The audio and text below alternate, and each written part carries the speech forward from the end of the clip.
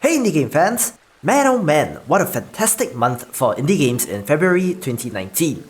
While the AAA space was kinda muddled with more of the same, February saw the launch of some of my most anticipated indie games. How did they do? Well, watch the video to find out, but as always, we will start with some quick picks worth checking out.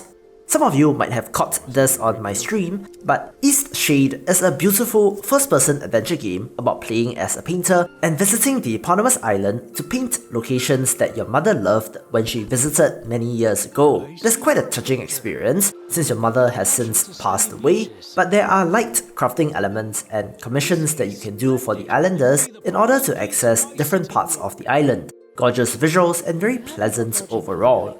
The Stillness of the Wind is a remake of a game originally on itch.io named Where the Goats Are, and it does showcase some of the more interesting ideas and experiences that you can find on the site. A quiet, meditative, farming sim light, while it shares mechanics with Stardew Valley, the focus is not on farming, but rather it is used as a medium to tell a narrative that is worth checking out. The crafting and exploration-centric ASTRONEER finally hit 1.0 and has been widely praised for its terrain deformation system. It is a sandbox survival experience, so that means plenty of gathering, crafting stations, building, research, and more. Check out the no-clip documentary on the game, which is really quite good. Devil Engine is an old-school shoot-'em-up with a great soundtrack and a tremendous level of difficulty.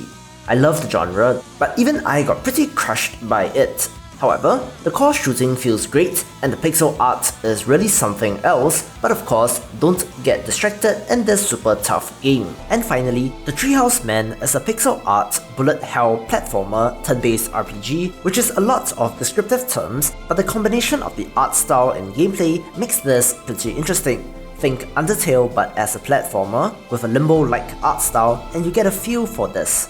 Moving on, here are the top 5 best indie games for February 2019.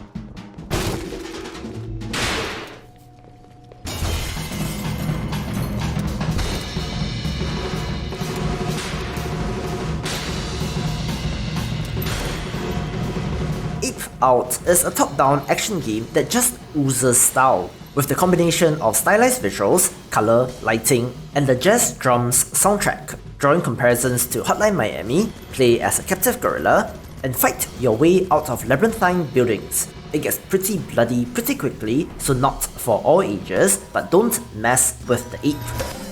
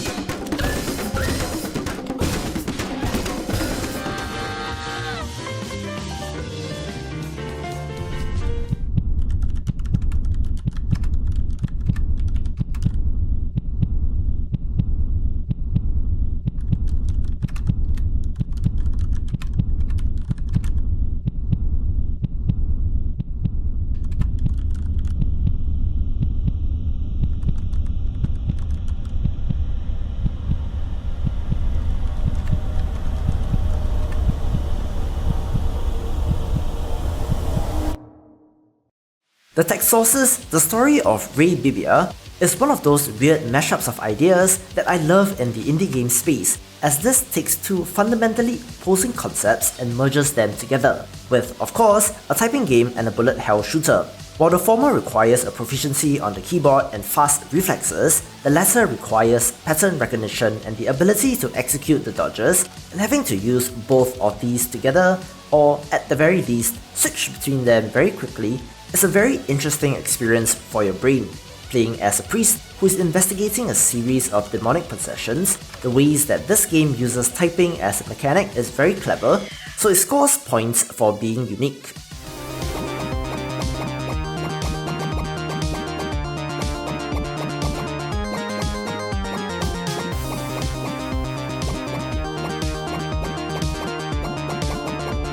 JUMPGRID is another game that I played on stream, so go check out the video if you want to see more gameplay, but in essence, this is Super Hexagon but in a new form. Collect the 8 pips on the grid while avoiding hazards to get to the next level, and just keep going and going and going. Fast, frantic, and awesome.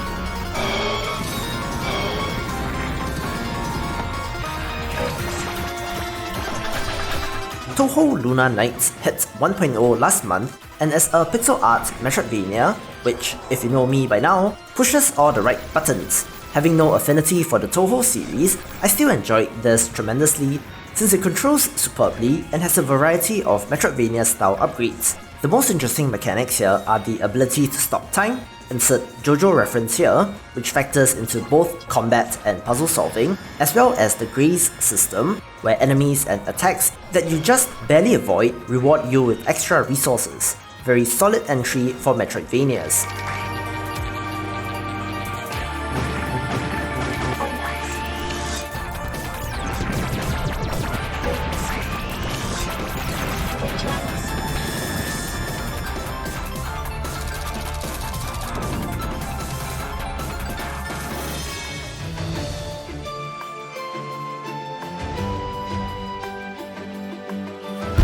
Let you down.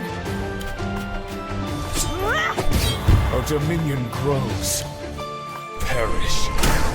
Nature will claim you. I am not here to play.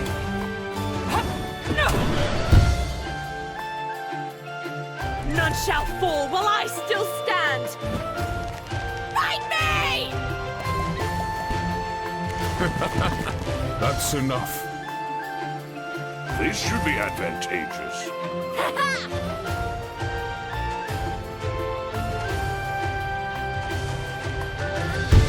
Interesting. Finally, if you have watched my top 50 upcoming indie games of 2019 video, you will know that Wargroove was number 1 on that list, and I am happy to report that it has not disappointed.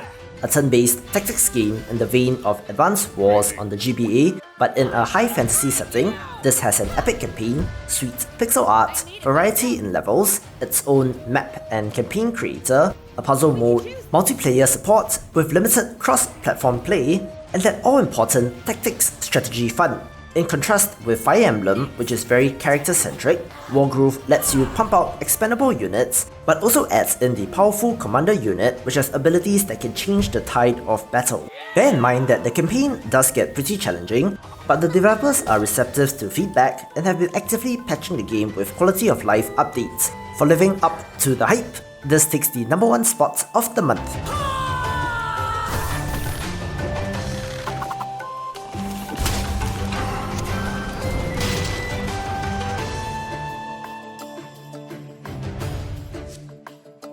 For more of the best indie games, do check out the previous episode, or check out my recommended playlist, and I will see you after the jump.